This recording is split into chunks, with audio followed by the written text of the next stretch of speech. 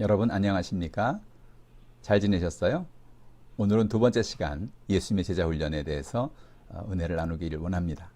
우리 이번에 나눌 주제는 2강으로 왜 성경을 읽어야 하나요? 라는 이런 주제로 하나님의 은혜를 나누기를 원합니다. 성경에 보면 우린 두 종류의 사람들이 나오는 것을 봅니다. 첫 번째 사람은 하나님의 말씀에 귀를 기울이고 그 말씀에 순종해서 복을 받은 사람들의 이야기입니다. 두 번째 사람들은 하나님의 말씀에 귀를 기울이지 않고 그 말씀에 불순종해서 저주를 받고 살아간 사람들의 이야기입니다. 여러분, 우리는 인생을 살면서 하나님의 말씀에 순종해서 복을 받는 저 여러분 되기를 원합니다. 성경에 보면 하나님은 아담과 하와를 찾아오셔서 그들에게 순종하라고 말씀하십니다. 순종하지 않으면 죽는다고 말씀하시지요. 선악과를 먹지 말라고 하나님 말씀하셨습니다. 창세기 2장 17절에 선악을 알게 하는 나무의 열매는 먹지 말라. 내가 먹는 날에는 반드시 죽으리라 라고 말씀했습니다. 여러분, 반드시 죽는다는 건 정말 죽는다는 거죠. 농담이 아닌 것입니다. 그런데 문제가 뭐예요? 하나님의 그 말씀을 아담과 하와는 말씀을 무시한 것입니다. 선악과를 먹었다가 결국은 그들은 저주를 받고 결국은 죽게 된 것입니다.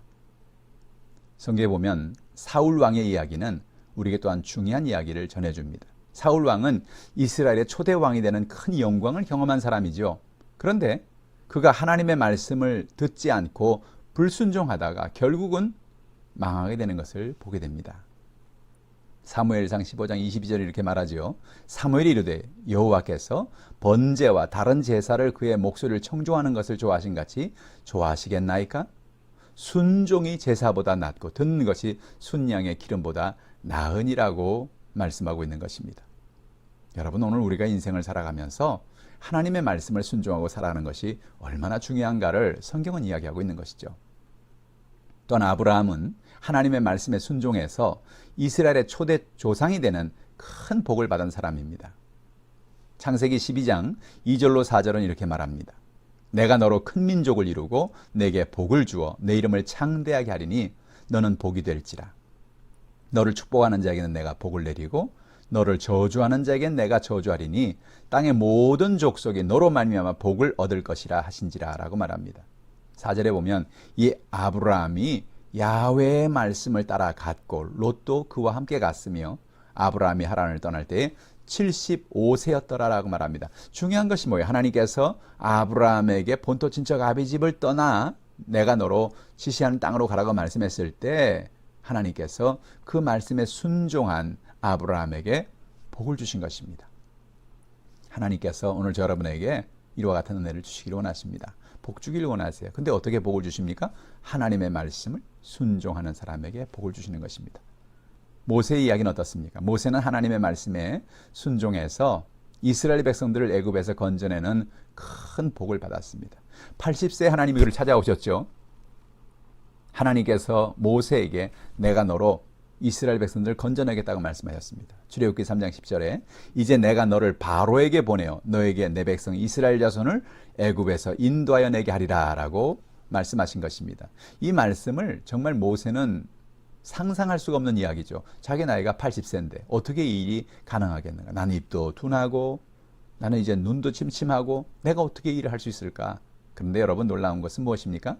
하나님께서 그에게 명령하시고 말씀을 순종할 때 그것을 할 수 있는 능력도 주신다는 것입니다.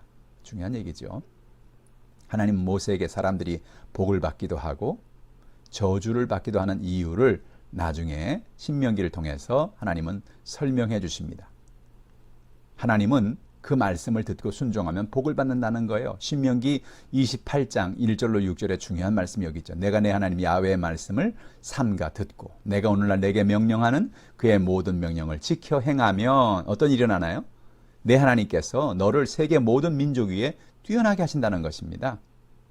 2절에 보면 내가 내 하나님 야훼의 말씀을 청종하면 이 모든 복이 내게 임하면 내게 이르리니 성읍에서도 복을 받고 들에서도 복을 받을 것이며 내 몸의 자녀와 내 토지의 소산과 내 짐승의 새끼와 소와 양의 새끼가 복을 받을 것이며 내 광주리와 떡반죽 그릇이 복을 받을 것이며 내가 들어와도 복을 받고 나가도 복을 받을 것이니라고 말씀한 것입니다. 놀라운 일이에요. 하나님은 뭐라 말씀하십니까? 하나님 우리에게 복 주기를 원하시는데 어떨 때 복을 하나님 우리에게 주시느냐? 하나님의 말씀을 잘 듣고 그 말씀을 순종하고 살아가면 복을 받는다는 거예요. 그런데 여러분, 반대는 무엇입니까? 그러면 하나님 말씀을 듣지 않고 하나님 말씀을 순종하지 않고 하나님 말씀을 따라 살지 않으면 어떻게 될까요? 반대로 저주를 받게 되는 것이죠. 그 말씀도 성경에 있습니다. 하나님 말씀을 순종하지 않으면 저주를 받고 망합니다. 신명기 28장 우리가 읽었던 그 말씀 뒤에 본문에 보면 15절부터 19절까지 이런 말씀이 있어요. 내가 만일 내 하나님 야훼의 말씀을 순종하지 아니하여 내가 오늘 내게 명령하는 그 모든 명령과 규례를 지켜 행하지 아니하면 이 모든 저주가 내게 임하며 내게 이를 것이니 내가 성읍에서도 저주를 받을 것이요 들에서도 또 내 광주와 떡반죽 그릇이 저주를 받을 것이며 내 몸의 소생과 내 토지의 소산과 내 소와 양의 새끼가 저주를 받을 것이며 내가 들어가도 저주를 받고 나가도 저주를 받을 것이니라라고 말씀하셨습니다. 여러분, 그래서 우리는 매일 하나님의 말씀을 읽고 묵상하고 그 말씀을 순종하며 살아야 하는 것입니다. 여러분, 성경 전체 흐르는 하나님의 의도를 아시겠죠? 아담으로부터 시작해서 하나님께서는 하나님의 말씀을 우리가 순종하고 그 말씀을 따라 살기를 원한 것입니다. 예수님도 늘 하나님의 말씀을 읽고 묵상하시면서 하나님의 말씀의 전문가였던 것을 보게 됩니다. 12살 때 예수님이 성전에서 선생님들과 앉아서 묻기도 하고 대답하기도 했다는 것을 우리는 알고 있죠. 누가복음 2장 46절로 47절 이렇게 말합니다. 사흘 후에 성전에서 만난즉 그가 선생들 중에 앉으사 그들에게 듣기도 하시며 묻기도 하시니 듣는 자가 다 그 지혜와 대답을 놀랍게 여기더라 그랬어요. 예수님께서 예루살렘에 올라가셨다가 어머니와 아버지는 예수님 같이 계신 줄 그냥 내려갔어요. 그런데 내려가다 보니까 예수님 안 보이는 거예요. 그래서 온 길을 따라가 보니까 예수님 여전히 예루살렘 성전에 계시고 그곳에서 거기에 있는 선생님들하고 듣기도 하고 묻기도 하고 대화를 하시는데 예수님이 하시는 그 말씀을 듣고 그 듣는 자가 다 그 지혜와 대답을 놀랍게 여겼더라 이렇게 합니다. 무슨 얘기입니까? 예수님은 어린 시절부터 성경을 많이 읽고 묵상하고 성경의 전문가가 되었다는 것을 이야기하는 것이죠. 여러분, 우리가 하나님의 말씀을 읽고 묵상해야 될 이유가 여기 있는 것입니다. 예수님은 하나님의 말씀에 늘 귀를 기울였고 하나님의 뜻이라면 자신의 목숨까지 내놓았습니다. 죽기까지 순종하셨습니다. 그래서 결국 예수님은 십자가에 못 박힘을 당하시고 죽었습니다. 그런데 놀랍게도 하나님의 말씀에 순종한 예수님을 하나님은 그를 부활시키시고 부활의 영광으로 나타나게 하신 거죠. 자, 그러면 이제 우리에게 이런 질문이 생길 겁니다. 아니, 하나님이 그 하나님의 말씀을 순종하고 하나님 말씀을 따라 살아가면 복을 주신다고 그랬는데 그러면 하나님의 말씀은 무엇입니까? 우리가 하나님의 말씀을 알아야 우리가 순종하고 복을 받을 것 아닙니까? 그렇습니다. 그래서 하나님이 우리에게 성경을 주신 것입니다. 왜 성경을 읽어야 합니까? 성경을 읽고 하나님의 뜻을 분별하고 하나님의 말씀을 알고 그 말씀을 따라 순종해서 하나님이 예비하신 복을 받기 위해서 우리는 성경의 말씀을 매일 읽고 묵상해야 되는 것입니다. 반대로 하나님의 말씀을 읽지 아니하고 하나님의 말씀을 순종하지 아니하면 반대로 우리는 나도 모르게 인생의 저주가 다가오게 되는 것입니다. 내 삶이 왜 이렇지? 내 삶이 왜 이렇게 꼬이지? 내 삶이 왜 이렇게 되는 게 없지? 그때 우리는 우리 자신을 한번 살펴봐야 됩니다. 우리가 하나님 말씀대로 살고 있습니까? 하나님의 말씀을 우리가 묵상하고 있습니까? 그 말씀을 순종하고 있습니까? 이 말씀은 우리에게 너무나 중요한 이야기입니다. 말씀을 마음에 꼭 새기시고 말씀을 읽고 묵상하여 또 그 말씀을 실천해서 하나님이 주시는 복을 다 받는 저 여러분 되시기를 바랍니다. 자, 하나님의 말씀을 읽고 묵상할 때 얻는 우리에게 유익이 있죠. 어떤 유익이 있습니까? 첫째로 하나님 우리에게 형통의 복을 주십니다. 여호수아서 1장 7절로 8절에 보면 이런 말씀이 있어요. 오직 강하고 극히 담대하여 나의 종 모세가 내게 명령한 그 율법을 다 지켜 행하고 우로나 좌로나 치우치지 말라. 그러면 어디로 가든지 형통하리니 라고 말했습니다. 모세가 세상을 떠나고 난 다음에 이스라엘 백성들을 인도하는 책임을 맡은 사람은 여호수아였습니다. 여호수아는 이 모세의 일을 감당한다는 것이 너무 두려웠어요. 그런데 두려워하는 그에게 하나님 찾아오셔서 요단강을 건너서 내가 이스라엘 자손에게 주는 그 땅으로 가라라고 하나님이 명령하신 것입니다. 그리고 그 약속의 명령을 여호수아가 순종할 때 그는 놀라운 축복과 형통의 복을 받게 된 것입니다. 율법을 주야로 묵상하라는 것입니다. 8절에 보니까 율법책을 내 입에서 떠나지 말게 하며 주야로 그것을 묵상하여 그 안에 기록된 대로 다 지켜 행하라. 그리하면 내 길이 평탄하게 될 것이며 내가 형통하리라. 여러분, 아주 중요한 말씀이에요. 여호수아에게 하나님이 말씀한 것이 율법책을 내 입에서 떠나지 말라. 율법책이 뭡니까? 하나님이 모세에게 주신 창세기, 출애굽기, 레위기, 민수기, 신명기와 같은 모세오경을 얘기하는 거죠. 다른 말로 말하면 성경을 말하는 것입니다. 성경의 말씀을 내 입에서 떠나지 말게 하고 주야로 그것을 묵상하라는 것입니다. 여러분, 하나님의 말씀을 매일같이 읽고 묵상하는 저 여러분 되기를 바랍니다. 그리고 그 안에 기록된 대로 다 지켜 행하라는 것입니다. 말씀을 따라 살라는 것입니다. 말씀을 읽기만 하는 자가 되지 말고 묵상하는 자만 되지 말고 말씀을 지켜 행하라는 거예요. 그럴 때 내 길이 평탄하게 될 것이고 내가 형통하는 복을 받을 것이라는 것이죠. 저 여러분에게 이런 은혜가 있기를 바랍니다. 두 번째로 우리가 생각하는 것은 하나님께서 우리에게 주시는 삶에 열매 맺는 축복을 주시는 것입니다. 시편 1장 1절로 3절에 보면 복 있는 사람은 악인들의 꾀를 따르지 아니하며 죄인들의 길에 서지 아니하며 오만한 자들의 자리에 앉지 아니하고 오직 야훼 율법을 즐거워하여 그 율법을 주야로 묵상하는도다. 그는 시냇가에 심은 나무가 철을 따라 열매를 맺으며 그 잎사귀가 마르지 아니함 같으니 그가 하는 모든 일이 다 형통하리로다 그랬습니다. 하나님께서 오늘 우리에게 복 있는 사람이 되라고 말씀하시는 것입니다. 여러분, 복 있는 사람은 어떤 사람입니까? 악인의 꾀를 따르지 않는 사람입니다. 죄인들의 길에 서지 않는 사람입니다. 오만한 자의 자리에 앉지 않는 사람입니다. 그래서 그가 하나님의 말씀을 묵상하고 하나님 말씀을 순종하고 따를 때 결국은 그의 삶에 좋은 열매를 맺는 사람이 된다는 거죠. 저 여러분이 복이 있는 이런 사람이 되기를 바랍니다. 세 번째로 하나님의 말씀을 묵상할 때 그리고 말씀을 실천할 때 우리에게 지혜와 명철을 주십니다.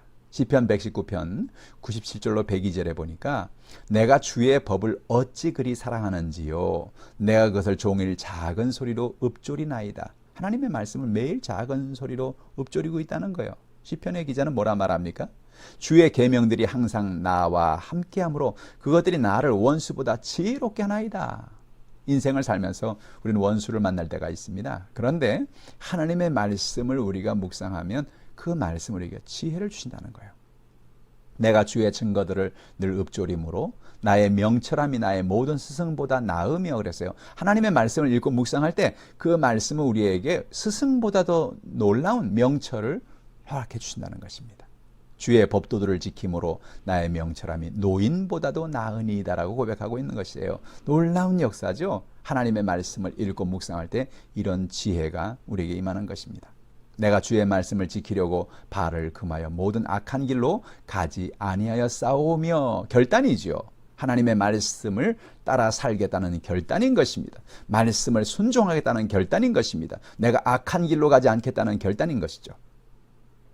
주께서 나를 가르치셨으므로 내가 주의 규례들에서 떠나지 아니하였나이다 라고 말하는 것입니다. 말씀을 우리가 읽고 묵상할 때 하나님은 그 말씀을 통해서 오늘도 우리에게 가르쳐 주신다는 사실을 우리가 기억해야 하는 것입니다. 오늘 저 여러분의 삶 속에 이런 은혜가 있기를 바랍니다. 네 번째로는 우리가 말씀을 읽고 묵상할 때 주시는 유익이 무엇입니까? 우리를 깨끗하게 하십니다.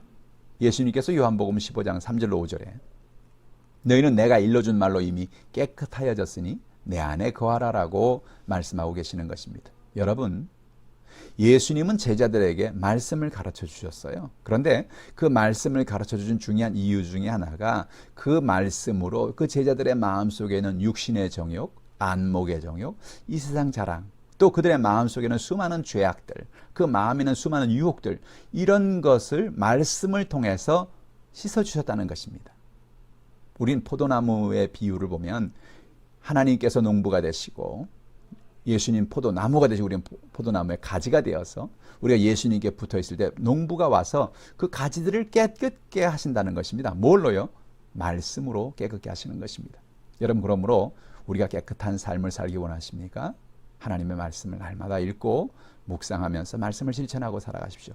나도 모르게 내 인생이 깨끗해지게 되는 거예요. 죄에서 떠나게 되는 것입니다. 연약함에서 떠나게 되는 것입니다.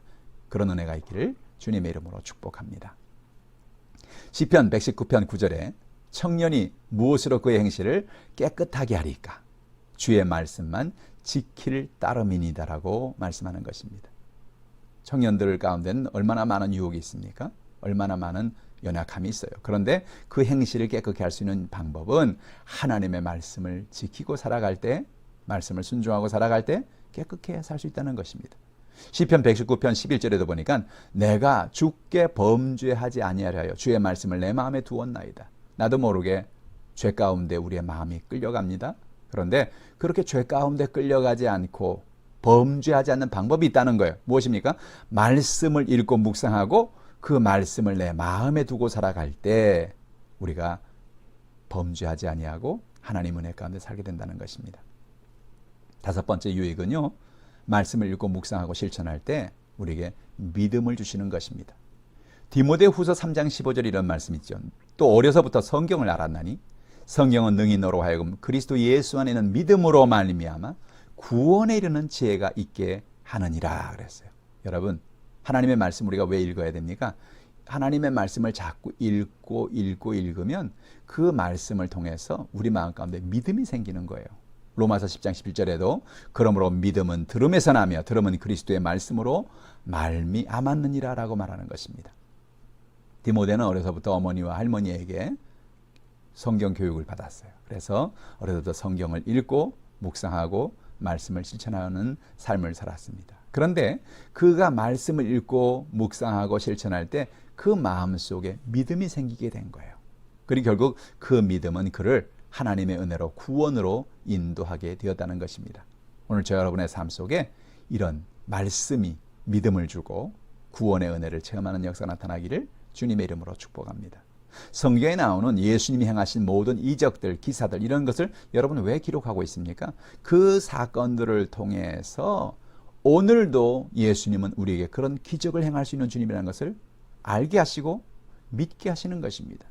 그래서 성경을 우리가 자꾸 읽고 묵상, 특히 마태, 마가, 누가, 요한복음 이 사복음서를 자꾸 읽어보면 우리 마음속에 믿음이 생기는 것입니다. 믿는 자들에게 이런 표적이 따른다고 말씀하신 말씀처럼 우리 가운데 놀라운 은혜와 기적이 임하게 되어지는 것이죠.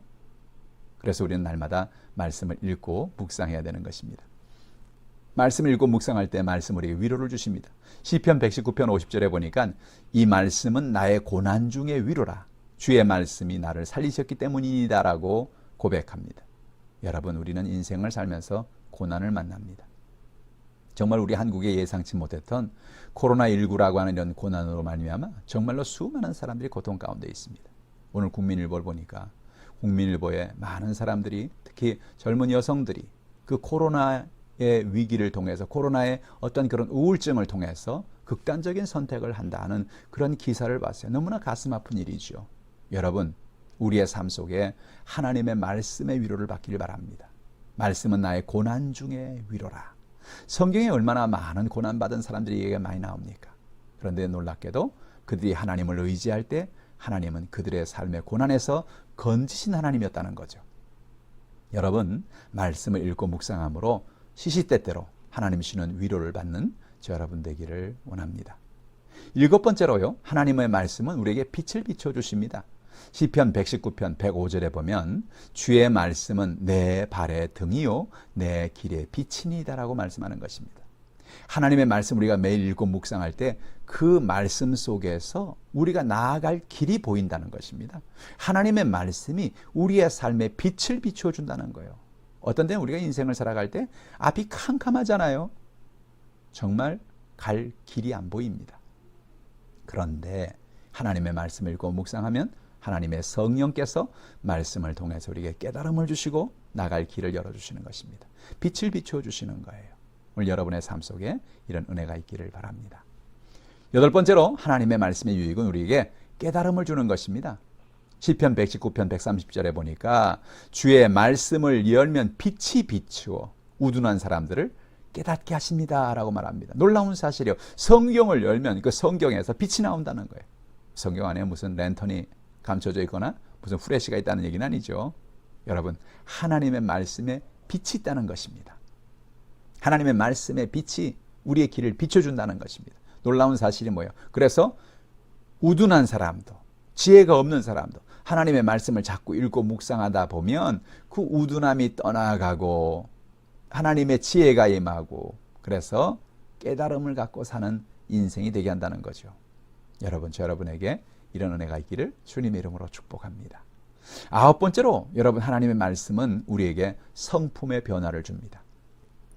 디모데후서 3장 16절로 17절에 보면 모든 성경은 하나님의 감동으로 된 것으로 교훈과 책망과 바르게 함과 의로 교육하기에 유익하니 이는 하나님의 사람으로 온전하게 하며 모든 선한 일을 행할 능력을 갖추게 하려 함이라 라고 말씀하고 있습니다. 여러분, 이 말씀은 참 중요한 얘기입니다. 우리가 왜 말씀을 읽고 묵상해야 되느냐, 말씀 우리가 실천해야 되느냐, 그 말씀이, 그 성경은 하나님의 감동으로 기록된 것이라는 거예요. 성경은요 그냥 사람이 쓴 책이 아니라는 거예요. 하나님이 사람이란 저자들에게 감동을 주어서, 우리가 영감이라 합니다. 하나님이 성경을 쓰는 저자들에게 하나님이 영감을 주었다 그렇게 얘기하는데, 감동을 주어서 그들에게 성경을 쓰게 했는데, 그래서 그 이유는 뭐냐, 그들에게 교훈을 주신다는 거죠. 교훈이 뭡니까? 무엇이 선이고 무엇이 악이고 어떤 길로 가야 되는가를 그 말씀을 통해서 우리에게 깨달음을 주신다는 거예요. 또 하나님의 말씀 우리를 책망한다는 것입니다. 책망은 무엇입니까? 우리가 뭘 잘못했는지, 잘못했다면 이건 네가 잘못한 거야. 말씀을 읽을 때 그 말씀을 통해서 우리에게 이런 책망을 주시기도 한다는 것입니다. 또한 하나님의 말씀 우리를 바르게 한다는 겁니다. 우리가 바르지 못한 것을 회개하게 하시고 또 말씀이 우리를 이끌어 주시고 인도하신다는 것입니다. 뿐만 아니라 하나님은 우리를 의롭게 교육하신다는 거예요. 의는 예수 그리스도밖에 없지요. 우리가 예수 그리스도를 닮아가는 그런 삶을 살아가는, 죄와 벗어나서 살아가는 삶을 성경은 우리에게 가르쳐 준다는 것입니다. 예수님의 말씀, 하나님의 말씀은 또한 우리를 온전케 하십니다. 여러분, 온전케 한다는 말은 무엇인가요? 우리가 온전치 않다는 전제에서 출발하는 것이죠. 우리는 온전치 않습니다. 우리는 허물도 많고 죄도 잘 짓고 또 인본주의로 살아가기도 하고 그렇습니다. 근데 놀라운 사실은 우리가 하나님의 말씀을 읽고 묵상하고 말씀을 실천하며 살아갈 때 온전해가진다는 거예요.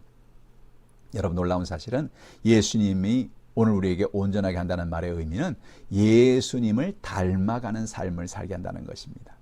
어느 순간인가 나도 모르게 말씀을 읽고 묵상하면서 실천하면서 예수님을 점점 닮아가는 나 자신을 보게 되는 것이죠. 이걸 우리가 성화라고 말하는 것입니다. 우리는 이 땅에서 성화의 과정을 거치고 성화가 끝나고 나면 천국에 들어가면서 우리는 영화로운 모습으로 변화되게 되는 것이죠. 말씀을 읽고 묵상하지 않으면 우리가 매일매일 예수를 믿어도 온전해지지 않습니다. 성화의 과정이 일어나지 않습니다. 매일 죄와 허물의 반복 속에 살아갑니다. 어떤 분이 그런 얘기 하더라고요. 목사님, 제가 예수 믿은 지 10년이 지나고 20년이 지났는데 왜 내 삶엔 변화가 없을까요? 중요한 이유가 있습니다. 말씀을 읽고 말씀을 묵상하고 그 말씀을 실천하고 있는가, 그 말씀을 순종하고 있는가를 살펴보아야 하는 것입니다. 그것이 바로 제자 훈련이고 그것이 우리의 삶을 변화시키는 하나님의 은혜인 것입니다. 에베소서 4장 15절의 말씀 보세요. 오직 사랑 안에서 참된 것을 하여 범사에 그에게까지 자랄지니라. 그는 머리니 곧 그리스도라. 놀라운 사실이 무엇입니까? 우리가 오직 사랑 안에서 참된 것을 하고 살라는 거예요. 다른 사람들과의 관계 속에서 원망이나 불평이나 그런 것이 아니라 모든 사람들 관계 속에서 사랑 안에서 실천하고 살아가는데, 중요한 것이 뭐냐? 범사에 그에게까지 자랄지라라 그랬어요. 예수님께까지 자랄지라. 매일매일 삶 속에서 예수님을 닮아가고 예수님 은혜 가운데 성장하는 예수님의 분량만큼 우리가 자라가는 그런 삶을 살라는 것이죠. 하나님의 말씀은 우리가 선한 일을 할 수 있는 능력을 갖추게 하시는 것입니다. 에베소 4장 21절로 24절 이런 말씀이죠. 진리가 예수 안에 있는 것 같이 너희가 참으로 그에게서 듣고 또한 그 안에서 가르침을 받았을진데 너희가 하나님 말씀을 가르침을 받으면 어떤 일이 일어나느냐. 22절 너희는 유혹의 욕심을 따라 썩어져가는 구습을 따르는 옛사람을 벗어버리고 오직 너희의 심령이 새롭게 되어 하나님을 따라 의와 진리의 거룩함으로 지으심을 받은 새 사람을 입으라는 것입니다. 하나님의 말씀의 능력이 우리에게 이런 담대함을 줄 능력을 주시는 거예요. 그래서 우리가 옛사람, 유혹의 욕심을 따라 살아가고 구습을 쫓아가 살아가고 하는 이런 옛사람, 나도 모르게 죄와 악에 속해서 살아가려는 그 옛사람을 담대하게 벗어버릴 수 있는 능력이 하나님의 말씀에 있는 것입니다. 우리의 마음의 심령이 새롭게 변화를 받아서 하나님의 의와 진리와 거룩함으로 지으심을 받는 그런 새로운 사람, 새로운 피조물, 그런 인생을 살 수 있는 것이 바로 이 말씀이 주시는 하나님의 능력인 것입니다. 여러분 날마다 이 말씀에 거하여 승리하는 저 여러분 되기를 바랍니다. 자, 그럼 이제 우리가 해야 될 일이 무엇입니까? 우리는 날마다 말씀 묵상을 매일 실천하고 살자는 거예요. 그냥 우리가 오늘 성경의 제자훈련을 배웠다, 이 배운 것으로 끝내서는 안 된다는 거죠. 여러분 말씀을 매일같이 읽고 묵상하고 말씀을 실천해야 됩니다. 그것이 하나님이 우리에게 주시는 그 놀라운 유익을, 그 축복을 받는 비결이죠. 어떻게 합니까? 매일 성경을 읽고 묵상하고 말씀에 순종하며 사는 것을 훈련하자는 거예요. 하나님은 우리가 말씀을 읽고 매일 묵상하고 순종하고 살아갈 때 기뻐하십니다. 하나님의 말씀을 우리가 읽고 묵상하고 순종할 때 우리는 말씀 속에서 진리를 깨닫게 됩니다. 그리고 하나님 주시는 힘과 기쁨을 경험하고 살게 되는 것입니다. 자, 그렇다면 어떻게 말씀을 읽고 묵상해야 할까요? 첫 번째, 우린 매일 시간을 정하고 여러분 하나님의 말씀을 읽고 묵상해야 됩니다. 아침에, 새벽에 아무에게도 방해받지 않는 시간, 그 시간에 내가 말씀을 읽어야 되겠다. 처음엔 한 10분도 좋아요. 이제 점점 이렇게 말씀을 묵상하는 습관이 되면 15분, 20분 이렇게 여러분 늘려가면 좋겠습니다. 두 번째로는 매일 장소를 정하는 것입니다. 그 장소, 내가 하나님의 말씀을 읽고 묵상하는 장소가 정해져 있을 때 그런 분위기가 잡히는 거예요. 장소가 아주 중요합니다. 그래서 여러분 여기저기 물론 시간이 없을 때는 그렇게 여러 곳에서 할 수도 있겠지만 그런 가능하다면 여러분 특별히 새벽에 여러분이 시간을 정해놓고 장소를 정해놓고 하나님을 만나길 바랍니다. 그 장소에는 하나님이 여러분을 만나러 오시는 장소죠. 세 번째로 맑은 정신으로 하나님을 만나자는 것입니다. 말씀을 묵상할 때 하루의 제일 마지막 시간 막 졸리고 피곤하고 그런데 말씀을 읽으면 집중도 되지 않고 그렇습니다. 그래서 여러분 가장 정신이 맑을 때 만약에 새벽이라면 먼저 세수부터 하고 그리고 정신을 바짝 차리고 말씀에 깨어서 하나님 중심으로 나갈 수 있는 저 여러분 되기를 바랍니다.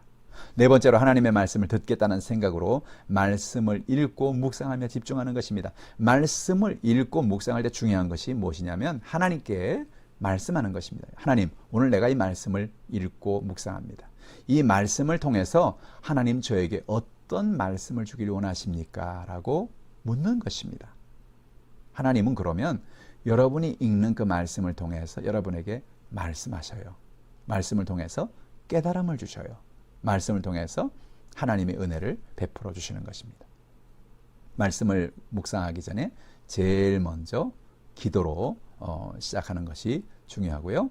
또 필기도구를 옆에 두고 말씀을 읽고 묵상할 때 마음에 다가오는 생각들을 기록하는 것입니다. 여러분 우리가 성경을 읽고 묵상할 때는 어떤 때는 막 깨달음이 와요. 아, 그렇지. 이렇게 살아야 되겠다. 결단하기도 합니다. 그런데 중요한 것은 성경을 읽고 묵상하고 난 다음에 그것을 그냥 지나가면 다 잊어버리는 것입니다. 그래서 말씀을 읽고 묵상할 때 많은 은혜가 됐는데 나중에 내가 뭘 묵상했지? 내 마음속에 어떤 하나님의 은혜를 주실지를 잊어버린다는 거예요. 그래서 여러분 노트가 필요한 것이죠. 항상 옆에 말씀 묵상하는 옆에 늘 노트와 펜을 준비해 두시길 바랍니다. 그리고 받은 은혜를 자신에게 구체적으로 적용해 보라는 것입니다. 어떤 사람은 말씀을 묵상하면서 적용을 할 때 아주 추상적인 적용을 합니다. 뭐 예를 들어서 오늘 본문의 말씀을 듣고 내가 새벽 이슬 같은 청년처럼 살아야 되겠다. 뭐 그렇게 적용을 한다고 생각해 보십시다. 새벽 이슬처럼 산다는 게 뭐예요? 그런 걸 우리가 추상적인 적용이라고 그러죠. 내가 앞으로 은혜 가운데 살아야 되겠다. 은혜 가운데 산다는 게 뭐예요? 구체적이어야 한다는 것입니다. 말씀처럼 내가 하나님의 말씀을 내가 어떻게 살아야 되겠다. 어떻게 실천해야 되겠다. 구체적으로 적용할 수 있는 그런 은혜가 있기를 바랍니다. 또 말씀을 통해서 하나님은 우리에게 때로는 회개를 불러일으킬 것입니다. 그랬을 때 말씀을 통해서 하나님, 이 말씀을 읽어보니 제가 이 말씀대로 살지 않았군요. 제가 불순종했군요. 하나님, 나의 죄를 용서해 주세요. 라고 여러분 회개할 수 있는 여러분 되길 바랍니다. 또 이 말씀을 통해서 하나님이 이렇게 살라고 말씀하시는군요. 하나님, 앞으로 이렇게 살겠습니다. 결단하고 순종하는 저 여러분 되길 바랍니다. 말씀대로 순종하고 실천하는 것이 중요한 것이죠. 그리고 내가 받은 은혜를 나만 간직하지 말고 이웃들과 나누라는 것입니다. 사실 요즘에는 이웃들하고 말씀을 나눌 수 있는 그런 환경이 너무나 잘 갖춰져 있어요. 요즘에 뭐 카톡이라든지 뭐 메신저, SNS 이런 것을 통해서 내가 받은 은혜를 다른 누군가하고 나눌 때 내가 받은 은혜는 배가가 되고 또 그 말씀을 받은 사람도 은혜를 받게 되는 거죠. 그래서 여러분 말씀 묵상은요, 나눔까지 가야 된다는 것입니다. 또 말씀을 읽고 묵상하다가 혹시 하루 빠졌다고 할지라도, 예를 들어서 어저께 내가 창세기 5장을 읽어야 되는데 5장을 못 읽었어요. 오늘은 6장을 읽어야 됩니다. 그럼 어저께 못 읽었으니까 5장, 6장을 읽어야지. 그러다 보면은 5장도 6장도 다 안 되는 거예요. 너무 힘들어지는 거죠. 그래서 여러분 중요한 게 뭐냐? 어저께 만약에 말씀 묵상을 못했습니까? 성경 읽기를 못했습니까? 어제 분량은 건너뛰라는 거예요. 그리고 오늘 분량에서 오늘 하나님의 말씀을 듣자는 거죠. 하루 빠져서도 낙심하지 말고 다시 시작해야 하는 것입니다. 하나님의 말씀을 우리가 더욱 묵상하면서 하나님, 내게 힘을 주시옵소서라고 간구하고 기도하는 여러분 되기를 주님의 이름으로 축복합니다. 성경 말씀을 묵상할 때 도움이 되는 하워드 핸드릭슨이 준 효과적인 성경 묵상법이 있어요. 이것을 마지막으로 오늘 이 제자 훈련을 마치려고 합니다. 성경을 읽을 때 어떻게 읽어야 되느냐? 처음 읽는 것 같이 읽어라는 것입니다. 성경을 우리가 여러 번 읽은 분도 계시죠. 그런데 이건 내가 저번에 읽었으니까 이 내용을 다 아니까 이렇게 생각하지 말라는 거예요. 성경을 내가 지금 처음 읽는 것처럼 한 글자 한 글자 마음을 다해서 읽어보라는 것입니다. 그럴 때 그 말씀 속에서 내가 읽었던 말씀임에도 불구하고 하나님 주시는 깨달음이 있다는 거죠. 두 번째는요, 연애 편지 읽듯이 성경을 읽으라는 것입니다. 여러분, 연애 편지를 받아보셨습니까? 연애 편지를 받아들고 그 편지를 떨리는 마음으로 편지를 읽는 그 놀라운 것은 무엇입니까? 예를 들어서 군대에 가 있는 우리 형제들은 후방에서 이렇게 연애 편지를 보내주면 그 편지를 받아들고 읽고 또 읽고 그렇죠. 여러분, 왜 그렇습니까? 편지를 보낸 사람을 사랑하기 때문에 그렇죠. 여러분, 성경은 하나님이 우리에게 보내신 연애 편지입니다. 하나님이 우리를 사랑하신다는 하나님의 은혜의 편지인 것이죠. 그래서 우리가 성경을 연애 편지 읽듯이 성경을 매일같이 그렇게 자주 읽어보라는 것입니다. 또 성경 읽을 때 아무 생각 없이 읽지 말고 생각하며 탐구하는 자세로 읽으라는 것입니다.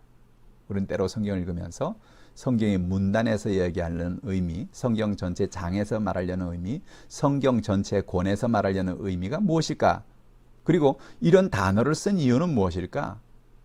또 이렇게 비교를 하고 비유를 하는 뜻은 무엇일까? 이렇게 과장을 하는 이유는 무엇일까? 이와 같이 성경이 가지고 있는 그 말씀이 가지고 있는 것을 탐구하는 자세로 읽으라는 거예요.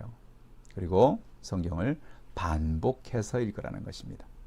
성경을 묵상할 때 한 구절을 한 번 읽은 것으로 끝내지 말고 두 번, 세 번 똑같은 본문을 계속해서 반복해서 읽을 때 잡지 못했던, 보이지 않았던 부분들이 보이게 되는 것입니다.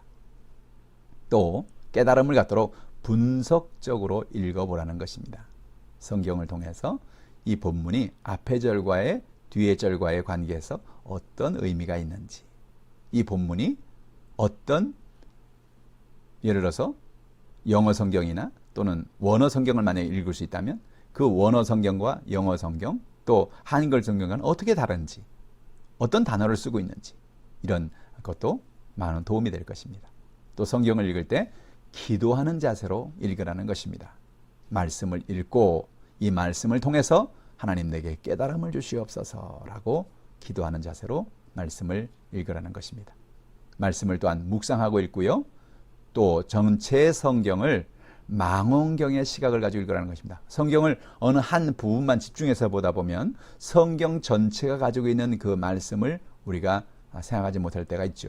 그래서 성경의 한 부분, 우리가 묵상하는 한 부분, 그 부분만이 아니라 성경 전체를 보는 망원경적인 시각을 가지고 성경을 묵상해라. 그래서 부분과 함께 전체를 아우르는 그런 성경을 묵상하라는 것입니다.